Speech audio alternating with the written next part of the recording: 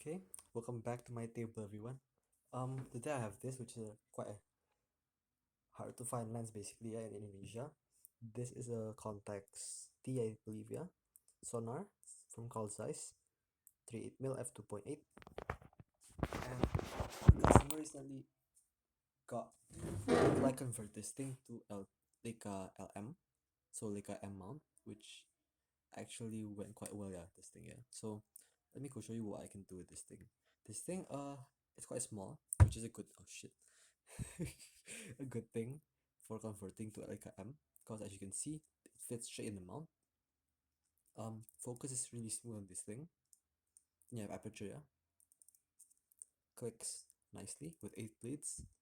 Then if you take the thing off of the camera, you can take this thing off, find my body cap, put the body cap back on, okay, and then you can take the lens itself. Sorry for the quality, because I'm actually using my Mi Mix 2 and Mi Mixes have like shit cameras, so yeah. Then you have this basically, which is the rear, yeah. I do not have a front cap for this thing because I did not make one, but that should be okay. So wait, how this thing is fastened onto the adapter basically is just by screws. Set this thing to infinity, test infinity on the camera body, which in my case is a Nikon Z6 with a K&F concept adapter, which is tested to be okay, at least by my lenses, yeah. The lenses that I've gotten, they're okay. So I've basically calibrated my lenses, my like Jupiter 3, Jupiter 8, from another lens, which is some Nikkor H or something like that, and that thing calibrated a Sorky, and a Sorky I used to calibrate this, which is perfect basically, and my Z6 also is perfect. So that's how I can make sure this thing is perfectly on infinity. Because if you're using this thing on like a M without a rangefinder cam, it's gonna be quite hard, yeah. So after you're done with that, you fasten all the screws, make sure it's still in infinity, because sometimes they can actually shift these lenses, yeah. Because when you push the body with a screw, it might like wobble the thing up and down because you're twisting onto the body itself. But this is okay. Then you can see the back, yeah. It does not have a rear cap. You can put a standard rear cap over here, or you can also use this, which is the shutter.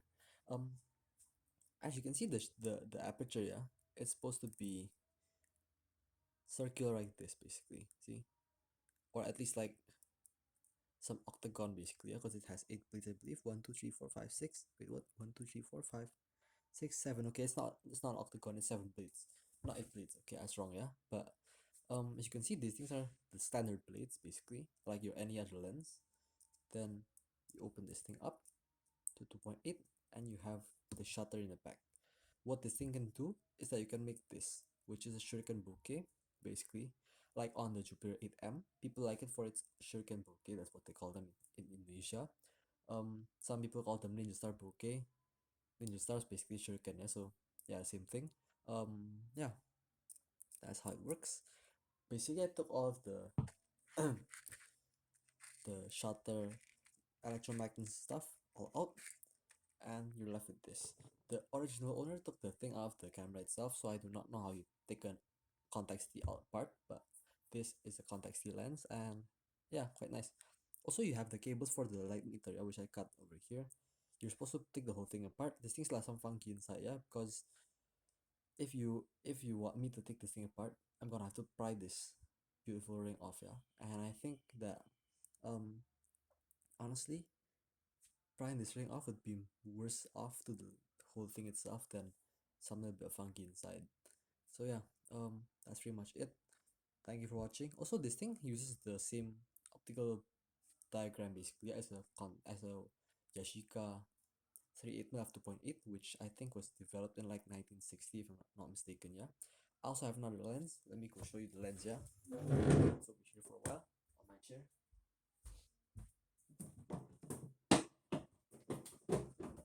So the lens is over here.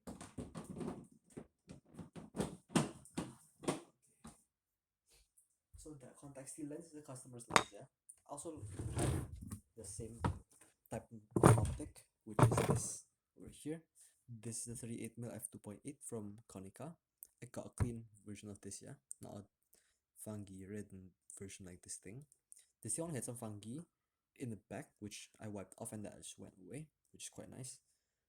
And yeah, this is my own take on the 38mm f2.8.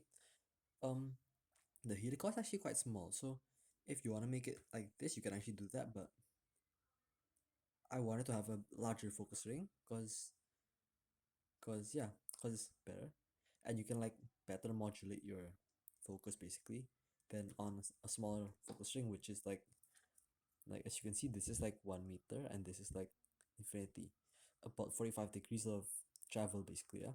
And this is like the same thing, as you can see, it's like 45 degrees also.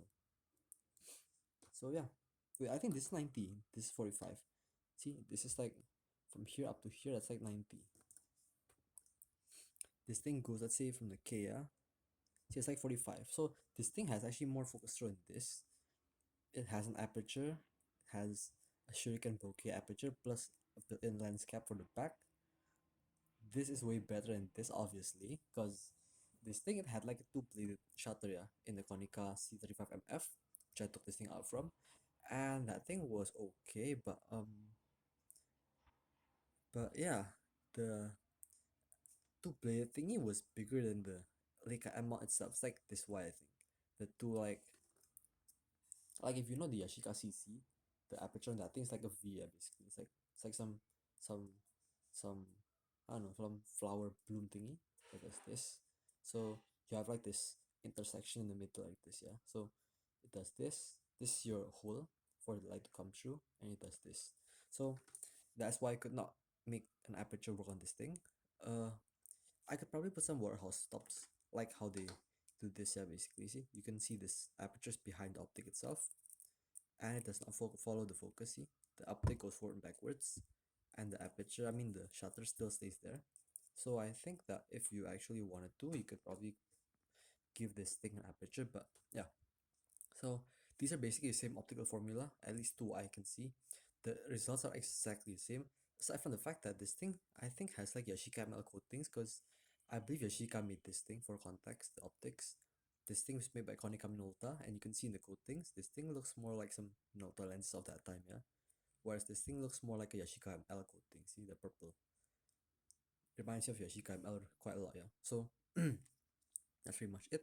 This thing's also LTM, so you can put it on more cameras, like the, say you want to put it on a Voigtlander Bessa, I think that thing's LTM, not sure. Might be LTM, might be LM. If it's LM, then you can put these two on. You can also put this thing on like a Barnack Leica. You can put it on a Canon 7, Canon P, Sorkis, Feds. You can use this. This thing you can only use it on Leicas and the Epson RD1, I think, and digital mirrorless cameras. So yeah, overall, which one do I choose? I'll choose this because this is on my own.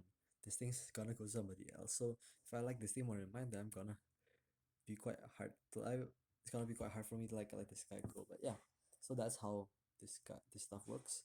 Thank you for watching, everyone. Hope you like it. I might wanna try the Yashica original version basically, yeah, because my original version is, I'm not sure where the heck that thing is. I lost my Yashica in my own house, but yeah, so I might buy another one because I can't find it in my own house. Might be one of these dry boxes over there, yeah, but I'm not sure because I've searched the whole thing and I can't find the Yashica. So thank you for watching, everyone. Hopefully this helped you. Have a nice day and goodbye. Thank you for watching. Hopefully you do find these things interesting, and if you're in Indonesia, you can go ahead, go and chat with me like via Instagram at kevo_MC, or via YouTube, or via Tokopedia at, what's my Tokopedia store called? It's called Grotopia Forever, I think. Yeah, so you can go get me to like convert lenses like this, or some other crazy stuff like this Almiron 50mm f/0.93, I believe. Yeah, see, this thing is speed boosted 3 times with a speed booster I made at home.